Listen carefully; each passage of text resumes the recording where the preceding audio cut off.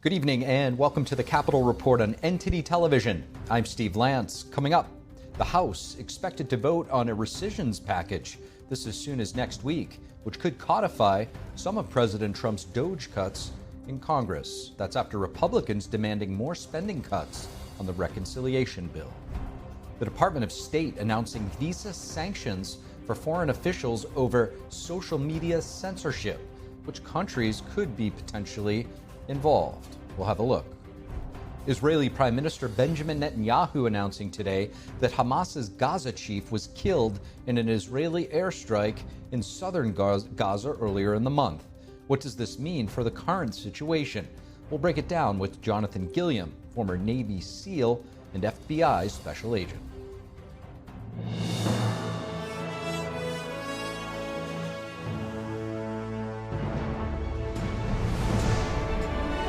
This is Capitol Report, live from our global headquarters in our nation's capital. Here's Steve Lance. And President Trump issuing a number of pardons today. So far, at least 9 have been confirmed by the White House.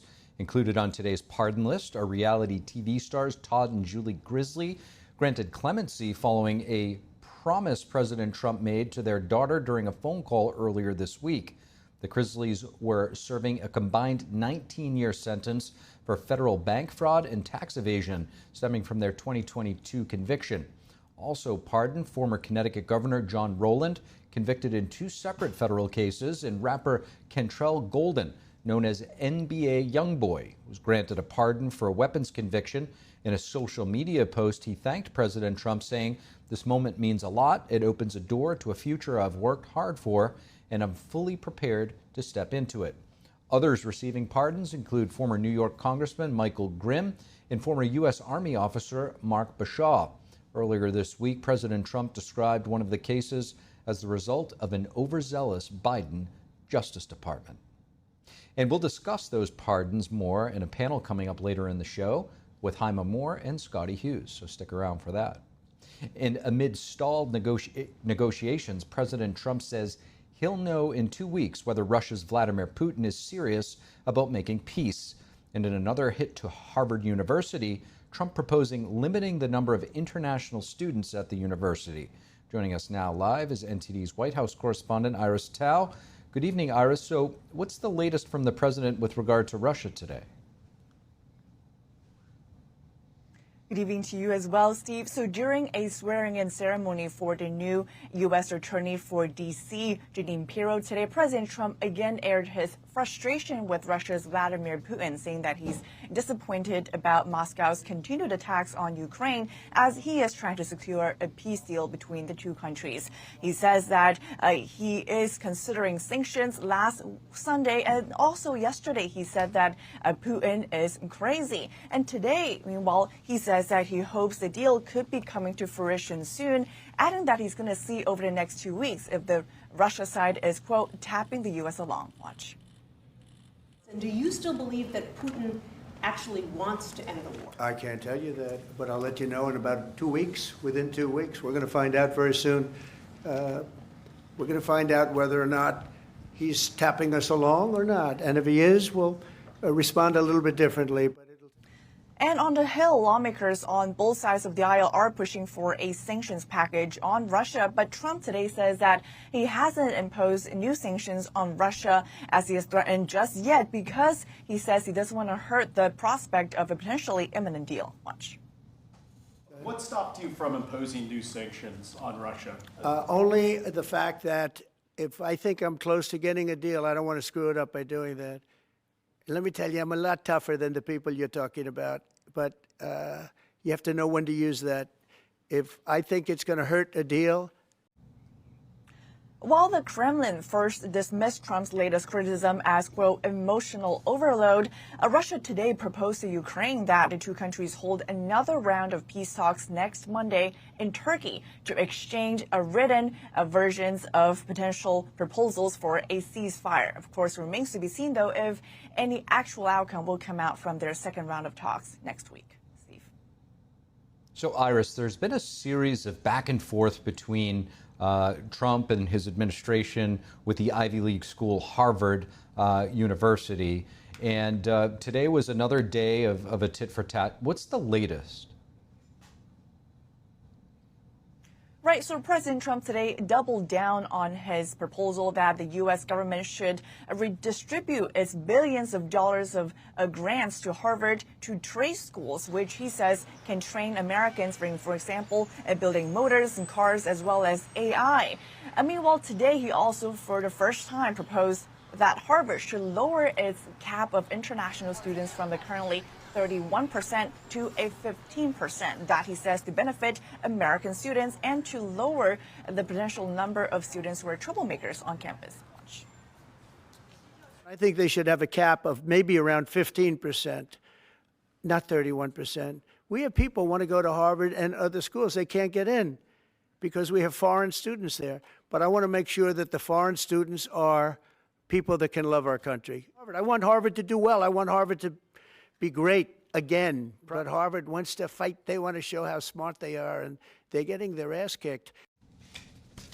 So unlike Colombia, which Trump today says has been taken off the hot seat for cooperating with administration, Harvard, meanwhile, has broadly refused to cooperate with administration and refused most of its commands, including, for example, for it to turn over to international students' records of conduct. And Trump today proposing that Harvard should turn over its record of international students, including where they come from. And meanwhile, last week, the Trump administration canceled Harvard's ability to enroll international students, though that move is currently on hold by a judge. And this week, the administration has told federal agencies to cancel all of its remaining contracts with Harvard in another attempt to pressure the university financially. So certainly an escalating fight unfolding before our eyes. Steve. And Iris, we do have another report coming up later in the program that implicates the close ties between Harvard and the Chinese Communist Party. We'll be looking into that shortly. Iris Tao, thank you. Congressional Republicans are still waiting on the White House rescissions package. This as Elon Musk and Republican senators pushing for larger spending cuts in Trump's One Big Beautiful Bill. Our Washington correspondent Luis Martinez joins us in studio right now to break it all down and the future of this big, beautiful bill. Luis, it's great to have you with us. I'm going to ask you, is it going to be one big, beautiful bill? Maybe you'll tell us it is or isn't. But Elon Musk, he really came out against the bill, and there seems to be what some are reporting as a spat between the president and his friend Elon.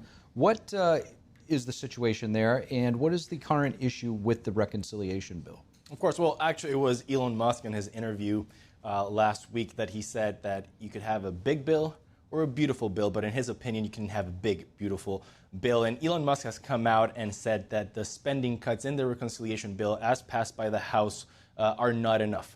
Let's remember, House Republicans touted last week that they passed this reconciliation bill that cuts $1.5 trillion in spending cuts, which is the largest spending cuts that we've seen in the past 40 years here in the United States.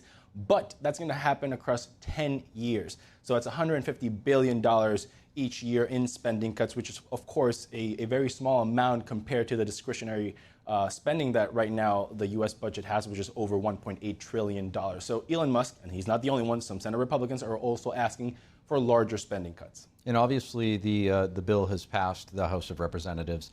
It's now in the hands of the Senate.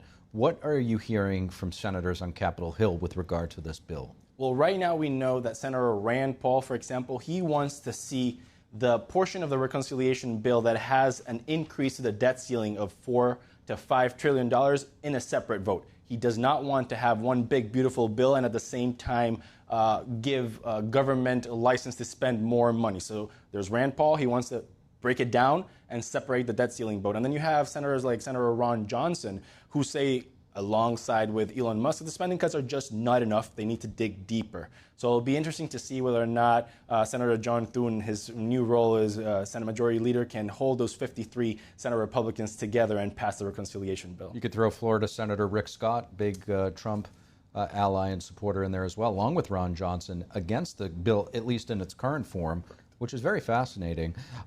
What happened to the spending cuts that were found by DOJ, and have these been codified, and where does this stand? I think here where the frustration of Elon Musk, some House Republicans, some Senate Republicans, as you mentioned, Rick Scott also in that list, Mike Lee in that list, they're upset because they haven't seen all these DOGE cuts sent from the White House to Congress to be codified and to be legally solid so that a court can't contest them.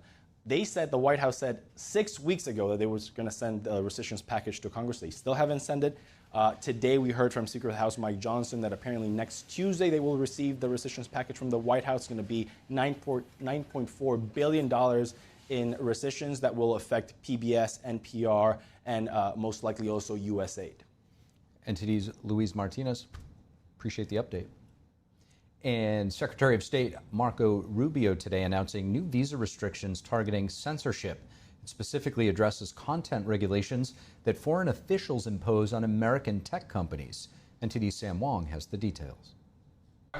Secretary of State Marco Rubio on Wednesday announced new visa restrictions, this time targeting foreign officials engaged in censoring the speech of American citizens. In a post on X, Rubio says, quote, "Free speech is essential to the American way of life, a birthright over which foreign governments have no authority." The policy addresses international pressure on U.S. tech firms to adopt foreign censorship rules. It also targets foreign officials who threaten or issue arrest warrants on Americans over social media posts. Although Rubio did not name any countries, U.S. authorities have long criticized the censorship imposed by the Chinese Communist regime, particularly in its operations on American soil. Sometimes this comes in the form of lawfare. Xi Jinping has said the judicial and law enforcement departments should uphold the absolute leadership of the Chinese Communist Party. Researchers, business owners, and academics who expose the truth about a Chinese company, whether it be the party's theft of genomic data, forced labor, or malign trade practices, have suddenly found themselves slapped with frivolous lawsuits. Other times, the regime deploys agents within the United States to harass China critics, even threatening their family members back home. In 2023, the FBI raided a secret Chinese police outpost disguised as a nonprofit in Lower Manhattan. The Justice Department says the station was involved in helping the CCP locate a pro-democracy activist. It's about the systematic surveillance and suppression of political dissidents. It's about striking fear in the hearts of critics of the CCP. How can we, the United States of America, claim to be a defender of freedom if we fail to defend freedom fighters within our own borders? Without naming names, Secretary Rubio put some U.S. allies on notice, saying, quote, "Whether in Latin America, Europe, or elsewhere, the days of passive treatments for those who work to undermine the rights of Americans are over." Sam Wong, NTD News, Washington, D.C. And Israeli Prime Minister Benjamin Netanyahu says that Hamas's Gaza chief has been killed.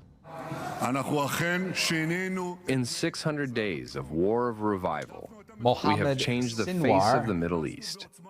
We repelled the terrorists from our territory, entered the Gaza Strip with force, eliminated tens of thousands of terrorists, and took out Deif, Haniyeh, Yehya Sinwar, and Mohammed Sinwar.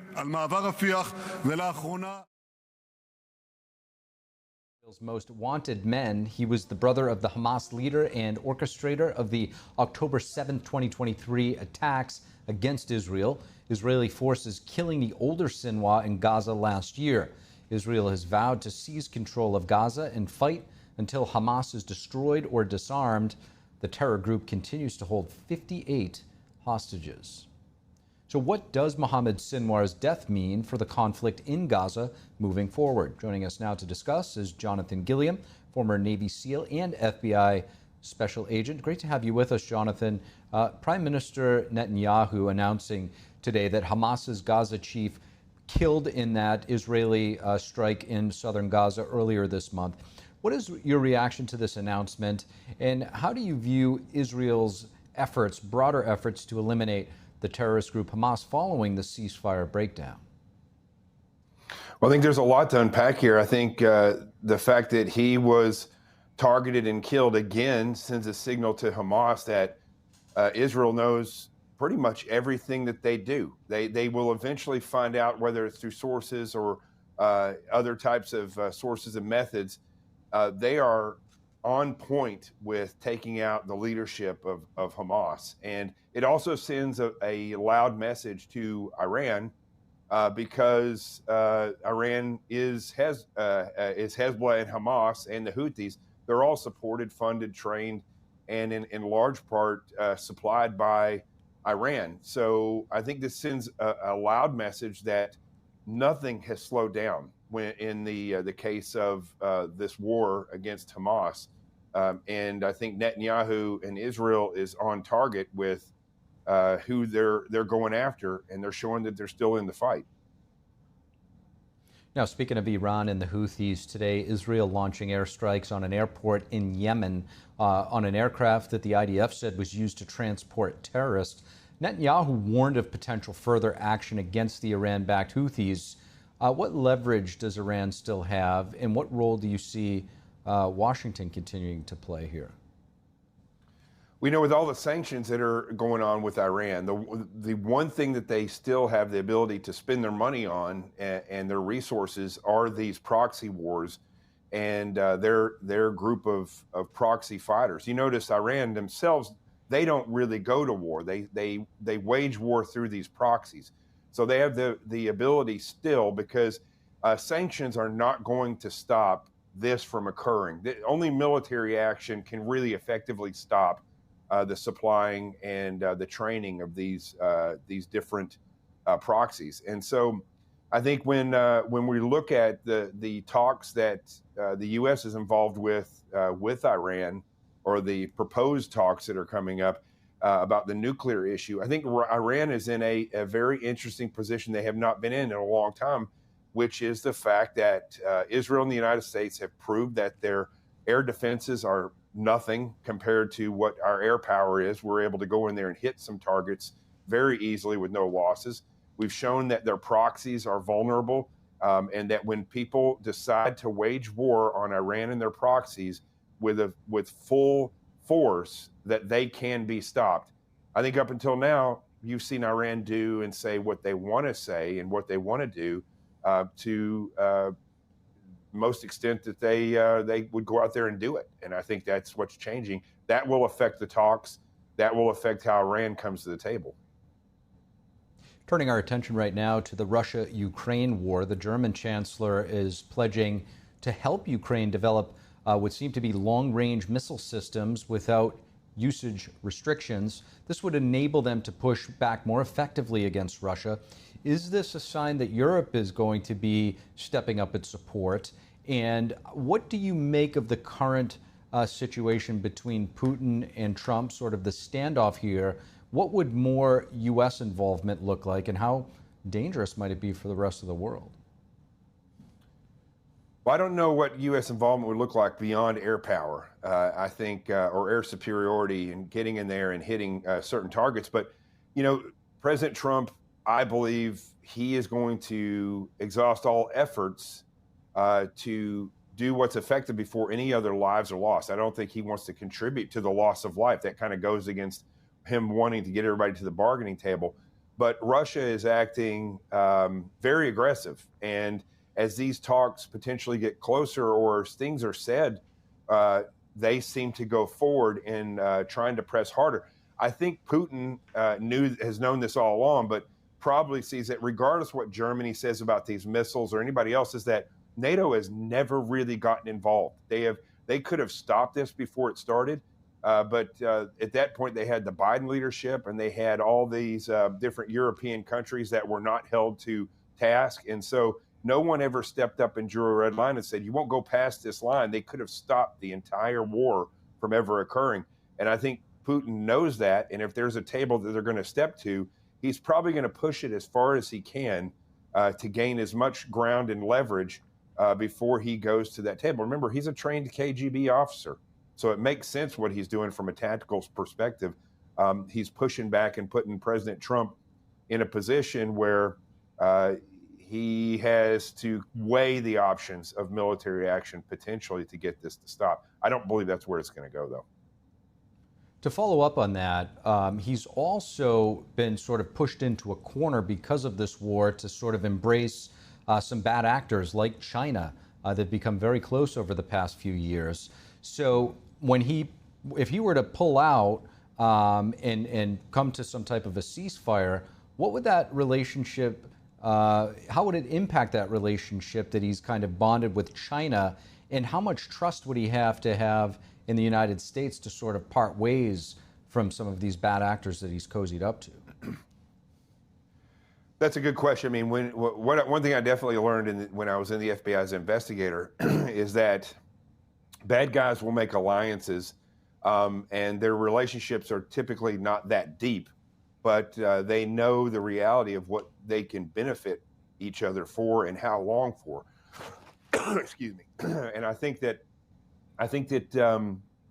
Putin is smart enough to realize that as he steps to the table, if the forces were aligned against him much more than they are now, he realizes that relationships with China may benefit him in the long run for certain aspects, but for survivability, actually stepping forward and negotiating how they end this war is going to be in his best interest. So it's survivability versus profitability when it comes to China and building profitable Russia around the sanctions, around the war. He knows that is not going to get him into a position where he needs to be and where Russia needs to be in order to prosper in the future. He's going to need to make a deal with the United States and Europe in order to get to that point. So I think the relationship may be close, but it's based on immoral and business more than, or lack of morality in business rather than survivability. Jonathan Gilliam, really appreciate you joining us to share your perspective. Thank you. You got it. Thank you. Coming up, the Trump administration taking aim at anti-Semitism on several college campuses. Now, the University of California could face a federal lawsuit. The Transportation Secretary providing the latest information on increasing flights in and out of Newark Airport after a series of setbacks. More on that when we return.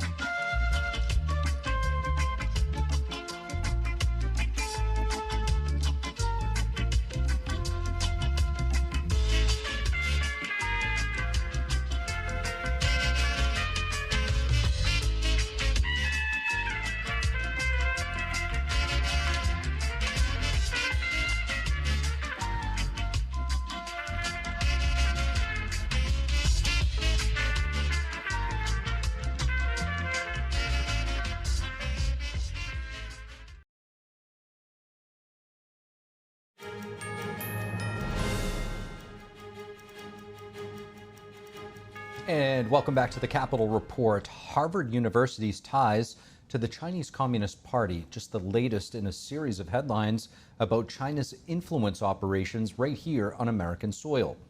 NTD's Washington correspondent Jack Bradley has a report.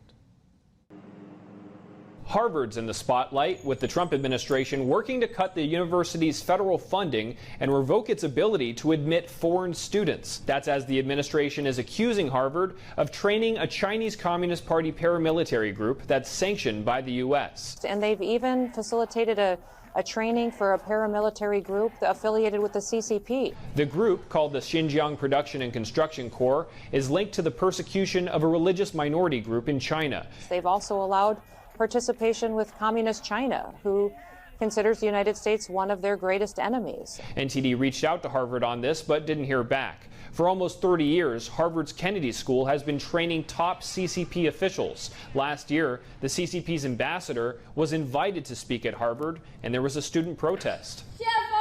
You come to paint the illusion of a prosperous China, but your hands are painted with blood.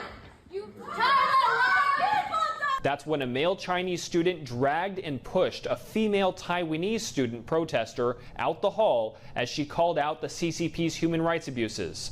She did not press charges, but Harvard police logged the incident as an assault.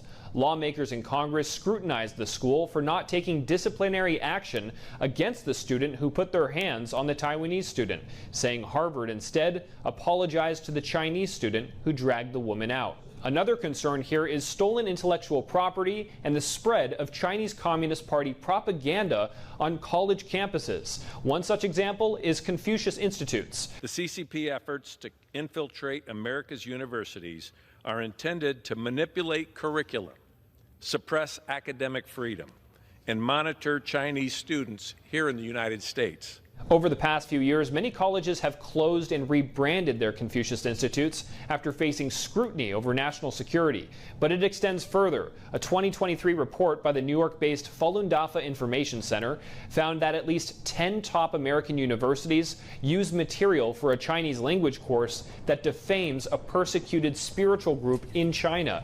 This group is known as Falun Gong or Falun Dafa. It's a popular meditation practice based on truthfulness, compassion, and tolerance, but it's severely persecuted by the Chinese Communist Party.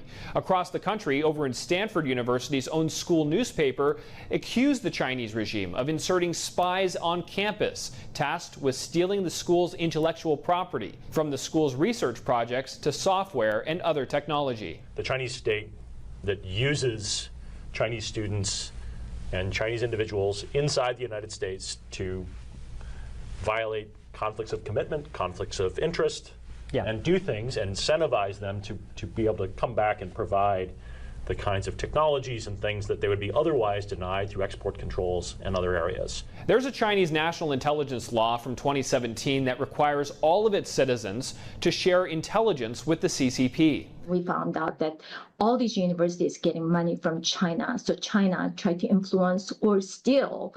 The university told NTD that they are working with federal law enforcement on this, and they also said it's important to distinguish the threats posed by the Chinese Communist Party and the Chinese people, faculty, and students who are really there to learn and contribute to their communities. Reporting from Washington, D.C., Jack Bradley, NTD News.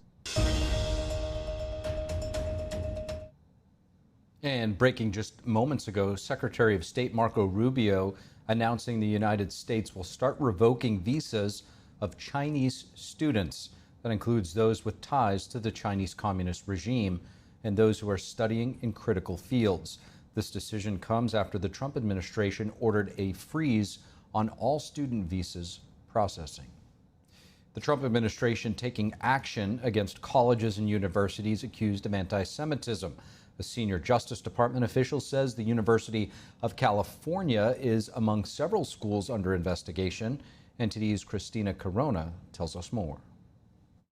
A top Justice Department official says the Trump administration plans to sue the University of California over alleged anti-Semitism. Leo Terrell, senior counsel for the Department of Justice's Civil Rights Division, made the announcement on Fox News. He's leading a multi-agency task force investigating anti-Semitism on college campuses nationwide. Terrell said there will be massive lawsuits against UC schools and other across the country, with federal hate crime charges and Title VII civil rights cases expected. The task force is investigating UCLA, USC, UC Berkeley, Harvard, and 6 other universities. Terrell told Jewish News Syndicate that some schools have resisted the investigations, such as Columbia, George Washington, Johns Hopkins, New York and Northwestern universities, and the University of Minnesota. However, UC officials say they're cooperating and committed to combating anti-Semitism. USC also says it strongly opposes anti-Semitism and has taken steps to protect students, including its large Jewish population. Terrell's group also plans to meet with the mayors of Los Angeles, New York, Chicago, and Boston. In March, the Education Department warned 60 colleges that they could face federal enforcement if they failed to protect Jewish students. Christina Corona, NTD News. Newark International Airport is on schedule to bump up their daily flights in June, according to Transportation Secretary Sean Duffy. The airport recently had to cut flight operations by almost half following staff and infrastructure issues. NTD correspondent Jason Blair reports. Transportation Secretary Sean Duffy says that Newark Airport is on track to increase their number of flights by June 15th once runway construction is complete. I think if all goes well, we may be able to beat the June 15th date. Newark is one of the busiest airports in the U.S. and a major hub for United Airlines. Since April, Newark has experienced a number of outages, leading to flight delays and cancellations nationwide. Duffy says that the problems are related to a combination of issues. One, we have a runway that's under construction. Two, we've had a telecom issue. And three, we have a staffing issue with air traffic controllers. According to Duffy, Newark Airport is handling a reduced number of flights, but expects an increase of about 20% next month. We've brought that down right now. Departures are at 28 an hour, okay? When the new runway comes online June 15th, we're going to bump that from 28 to 34. Duffy says that they plan to do another evaluation in October once more air traffic controllers complete their training to see if they can increase the number of flights again. We have 16 controllers working the Philly TRACON.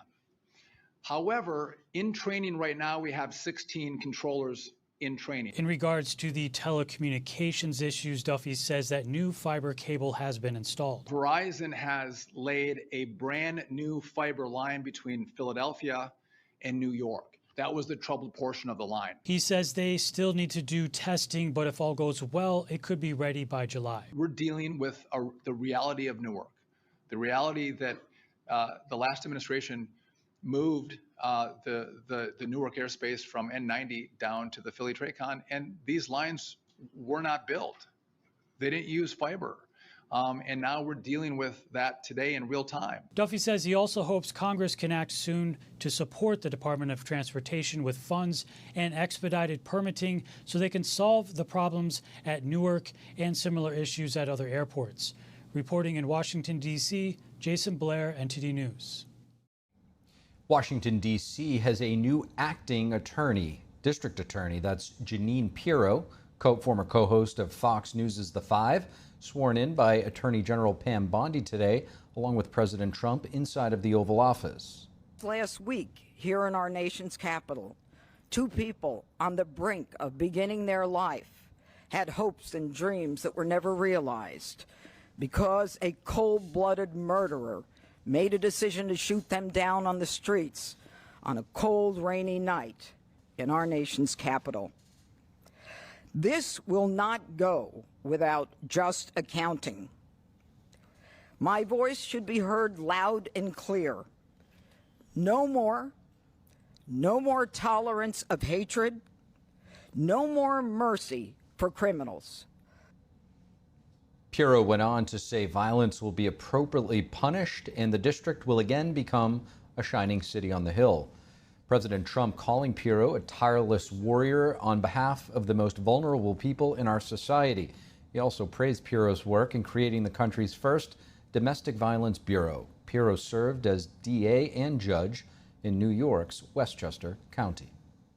Coming up, how does an Irish immigrant raised in a boarding house rise to the halls of Congress, become the HHS secretary, and then an ambassador under President Ronald Reagan? A new book tells her story. That and more when we return.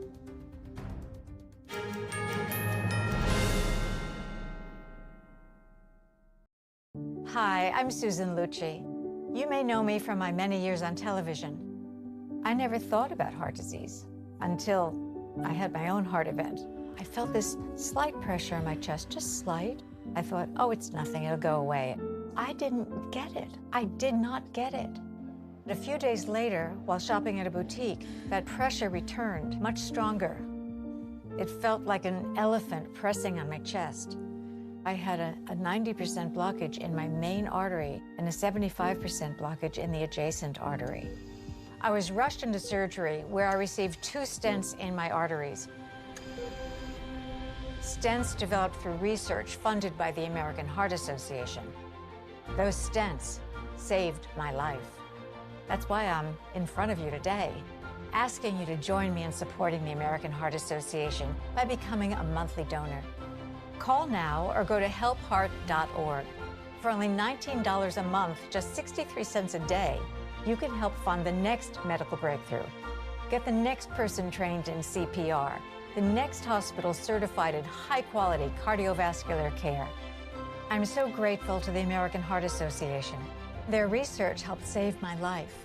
I can enjoy life with my children, my grandchildren, and my friends. Heart disease is America's #1 killer, and your support now can help save your life or the life of someone you love. Give $19 a month with your credit card, and we'll send you this special t-shirt that you can wear to show that you are helping save lives. Please, listen to your heart. The only reason I'm here today is because I did. Please call or go online to helpheart.org. Become a monthly donor, and for a limited time only, your first month's gift will be matched. Thank you. My name's Stacy, I'm 57, and I was adopted in 2020. We were adopted in 2019. And we were adopted in 2021. We had a house, and it sounds crazy, but it wasn't a home. The one thing that Jake and Emma brought is it became a home. When I met Dakota, he had just turned 14. You weren't there for the first this and the first that. I missed the first words, but we got a lot of other firsts. Watching her say, oh my God, I cannot believe I got my license. And she's like, I passed. And I'm like, girl. See them grow. It is. They chose to love us. They didn't have to. They chose us. Family. You and you. Kids in the middle. What I thought was a complete life was nowhere near complete, but it is now. Learn about adopting a teen from foster care. You can't imagine the reward. Visit adoptuskids.org.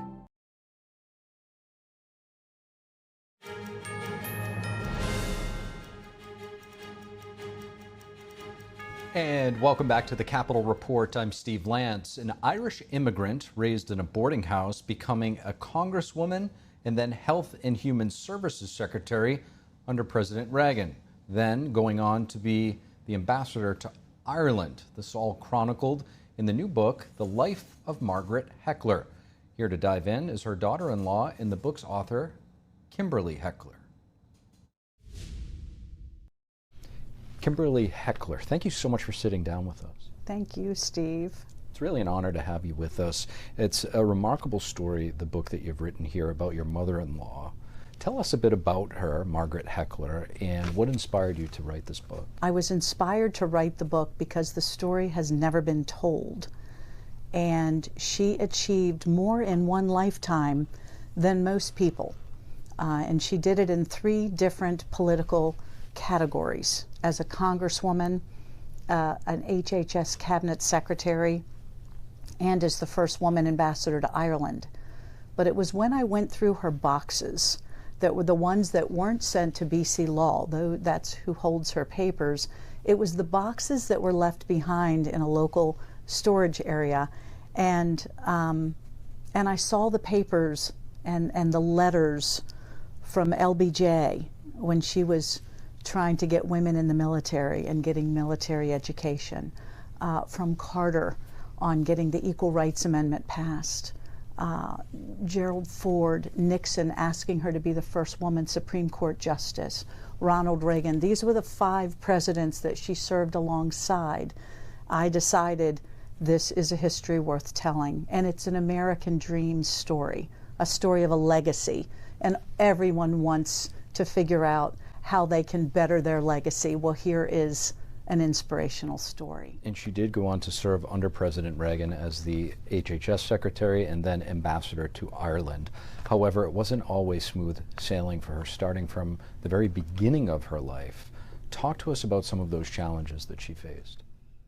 So she was the daughter of Irish immigrants. Her father and mother came over in the late 1920s into Ellis Island, settling in Queens, which was an Irish borough at that time.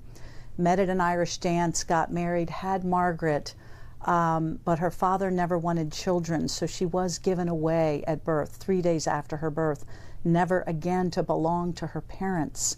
Her life, they never really explained, it was fuzzy to her why an older woman that took her in to a boarding home raised her. She wasn't given away as a foster child. It wasn't like that. The parents stayed in the background, but it was, it's a story of survival, because she really felt the need to support herself. And although her mother and father would come by and visit, her father would tell her Ireland is the land of saints and scholars. Her mother would say, make sure you get an independent career. These bits of pieces really motivated her to go after it. And that's exactly what she did, starting with law school. Talk to us about some of the accomplishments and sort of the career path trajectory that she had. She was the mama in her neighborhood where the mothers were at home, baking cakes, watching I Love Lucy, Leave It to Beaver, you know, peanut butter and jelly sandwiches. The whole thing was the norm. Even college-educated women yearned for that lifestyle. And certainly a lovely decision, you know, to do that. Margaret, though, was inspired in part to just keep going. She needed to keep going, probably to feel like she was good enough. Whatever her motivation was, she was out advancing the cause, finishing law school, serving as a lawyer, and then becoming a congresswoman, but entering in 1966 in the Congress and being the only newly elected woman to Congress that year, along with 70 men. She was that woman in a man's world, a Republican in a Democratic state, and a moderate or a Republican in a liberal world. And so she was always going up the channel, if you will, and needing to kind of battle it out. But she did it with charm, and she did it with kindness and with a lot of compassion. Your mother-in-law, obviously, in Ronald Reagan's cabinet. Talk to us about what she may have told the family about the former president and what that relationship was like. Well, they established early on that they were both from Irish roots, and that connection connected them very closely, very closely. He adored her. She really admired him. They respected each other and had fun. Telling Irish jokes. He would always tell an Irish joke to her. She called him my president, and he was there for her. She came into HHS with 145,000 employees. It was the largest federal budget of all the different agencies. She came in, AIDS was on her watch. She handled it. She made it the #1 health priority in America at a time where it wasn't popular to support this type of pandemic. It needed to be focused on because our blood supply was at risk. Your mother-in-law, Margaret Heckler, had a really remarkable story, and we greatly appreciate you writing the book to let us all know about it. Thank you so much. Thank you, Steve. It was a pleasure.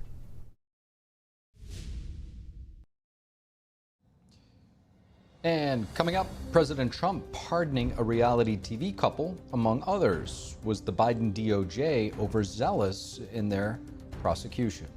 Jaime Moore, principal Cornerstone Government Affairs, and Scotty Hughes, political commentator and journalist, will join us for a discussion.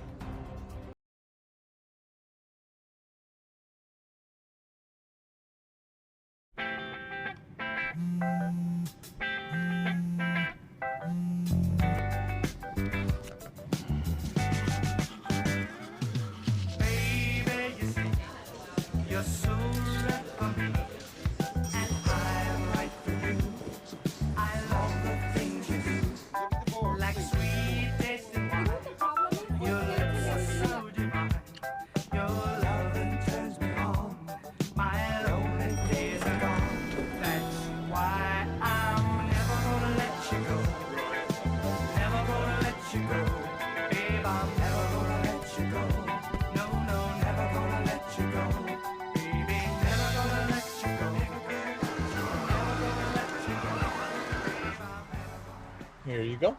Thank you. Thank you.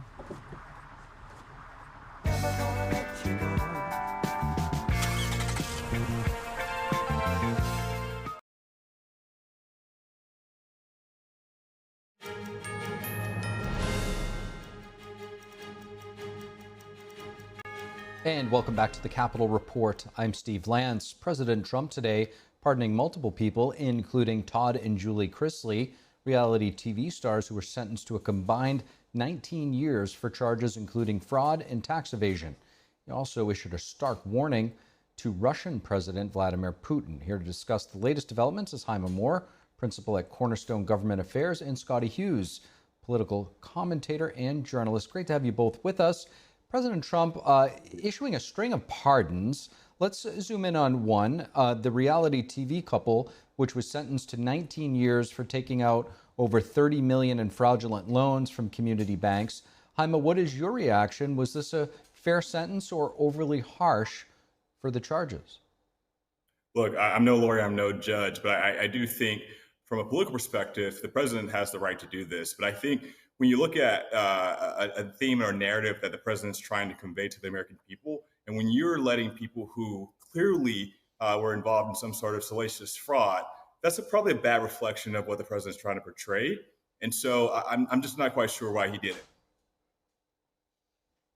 Scotty, what are your thoughts? Trump posted on Truth Social that the case was politically motivated, an example of the Biden administration's weaponization of the Department of Justice. How do you see this?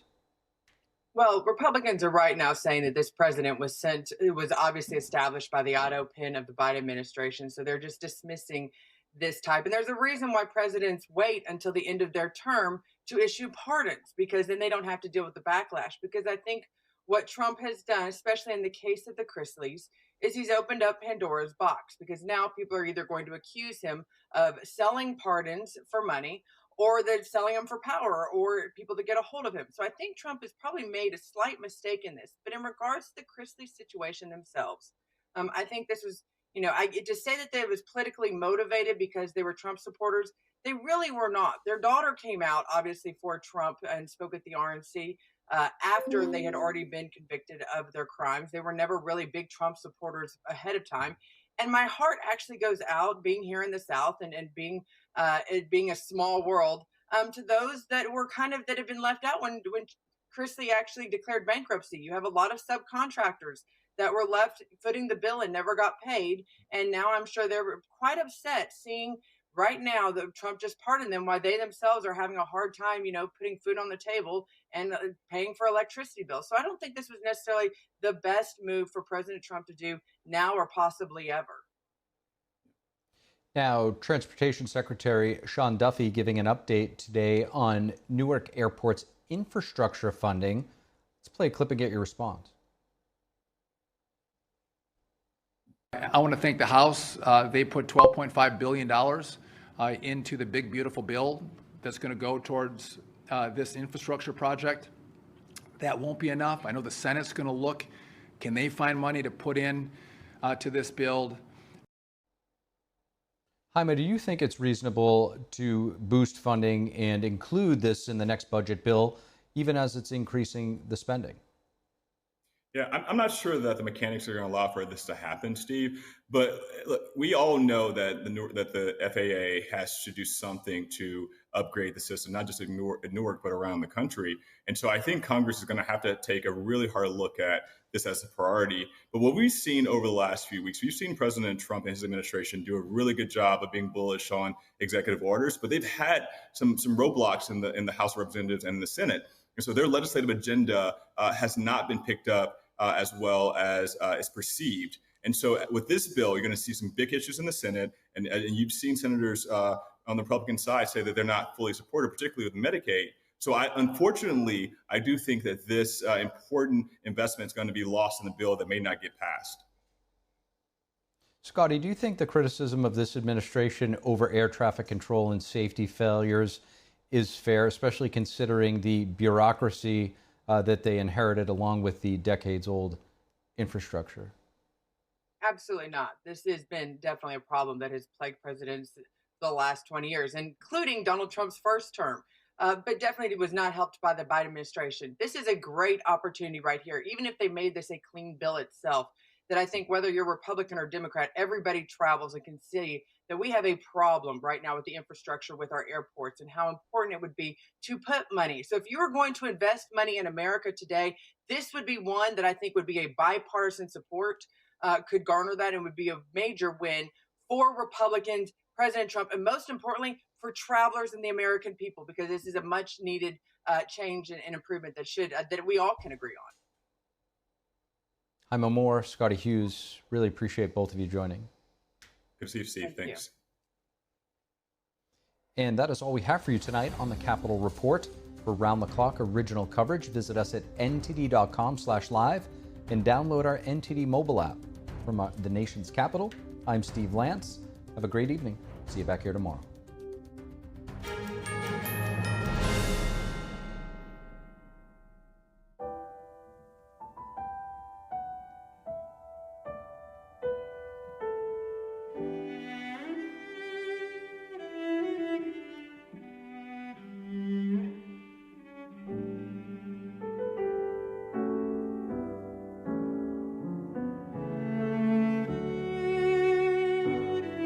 大提琴不仅仅是一件乐器，它是有生命、有感情的，需要我们精心的照顾。往往我们一个小小的动作，可能都会对人情绪产生微妙的影响。天音的品牌是福星，我们对于传统的理念很荣幸被神韵艺术团选为指定供应商。时间是酿造音色的不可替代的陪伴。我跟大提琴已经有60多年的友情了，每一把琴都有它自己的个性，熟悉它，才能真正发挥它的潜力。